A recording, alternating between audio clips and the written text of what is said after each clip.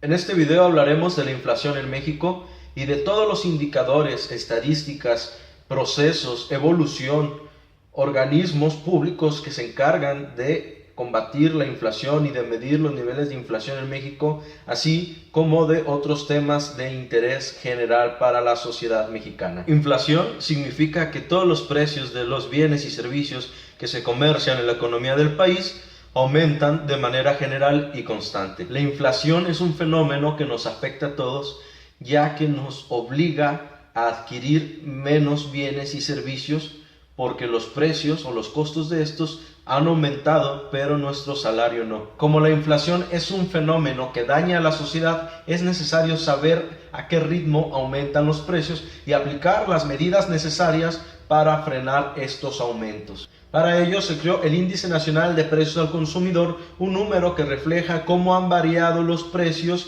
de un determinado periodo de tiempo a otro en los bienes y servicios que consumen en promedio las familias mexicanas. Para determinar el INPC, el Instituto Nacional de Geografía y Estadística, INEGI, se encarga de levantar un registro en el cual se mide el ingreso y los gastos de las familias para determinar qué bienes y servicios son los que se consumen en México.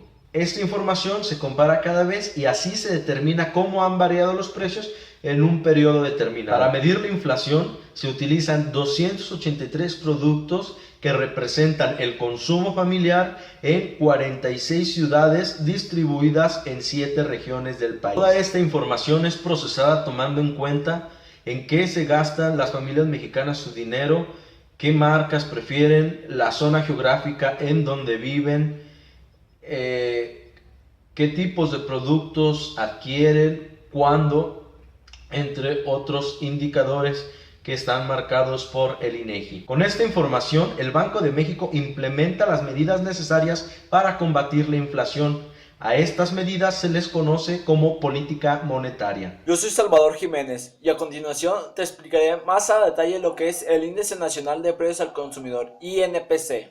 El INPC comenzó a publicarse a partir del año de 1969, tomando como base un año anterior, o sea, 1968. Desde esta fecha, el INPC solo ha sufrido 5 modificaciones en su forma de medir la canasta fija de bienes y servicios que éste estudia. La decisión del índice de precios al consumidor depende de dos cualidades fundamentales, que son su representatividad y su comparabilidad en el tiempo. A continuación mostraremos una gráfica que nos dará a conocer cómo ha variado la inflación del mes de junio de 2009 al mes de febrero de 2011. En la siguiente gráfica se muestran los porcentajes de la variación de la inflación en México. En dicha gráfica aumenta o disminuye conforme aumenta o disminuye el porcentaje de la inflación. Un ejemplo claro para ver cómo se calcula la inflación en dicha gráfica es que si durante 2010 las personas pagan 100 pesos por comprar una cierta cantidad de productos y durante 2011 pagaron 111 pesos por comprar la misma cantidad de productos, en un año hubo una inflación del 11%. Ahora los dejo con el doctor en economía, Jonathan Esparza Ceguera.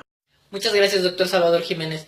Bueno, como ya vimos, la inflación es un fenómeno que no se puede detener. Aquí la importancia del gobierno en sus políticas es tratar de mantenerlo lo más mínimo posible.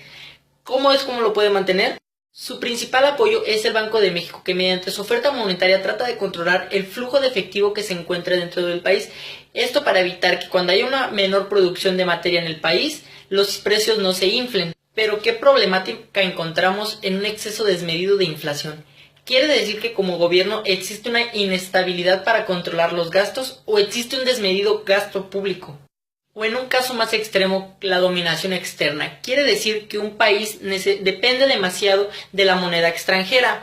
Caso particular el de México. Si el dólar sube, en México existe una inestabilidad. Es por eso que como gobierno debe de mantener una política pública apegada a su moneda.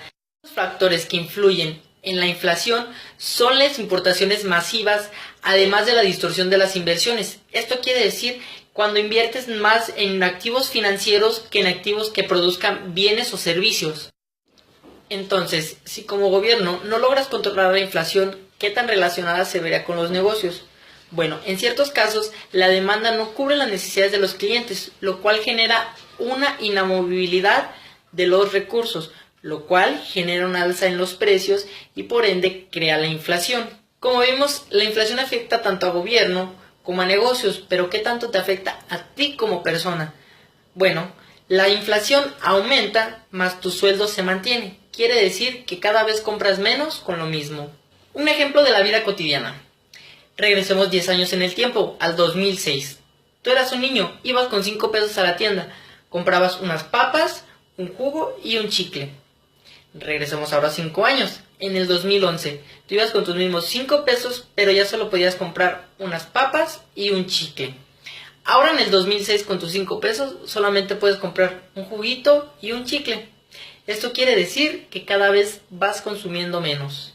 En tema de números, del 2006 a la fecha ha habido un incremento de alrededor del 47%. Entonces, ¿qué tanto nos ha afectado la inflación a lo largo del tiempo? Hola, ¿qué tal? Me llamo Giovanni Zarco y continuaré hablándoles sobre el tema de la inflación. Este fenómeno macroeconómico afecta a todos los integrantes del país, pero las personas que más lo resienten son asalariados, jubilados y personas de escasos recursos.